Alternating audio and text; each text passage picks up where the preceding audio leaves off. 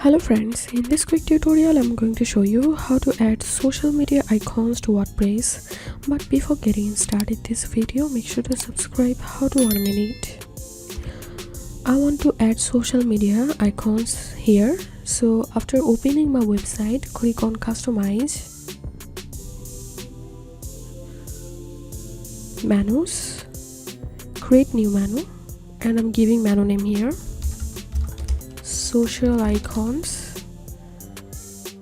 and I'm selecting social menu. Next, add items, custom links, and I'm pasting my Facebook URL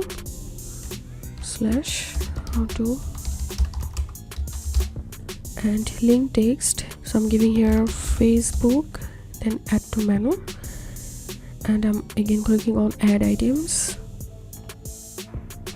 And now I'm giving my YouTube link here,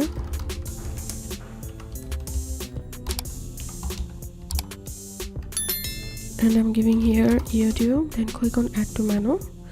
And now if I click on publish, let's open my website, and here you can see social media icons have been added into my WordPress website.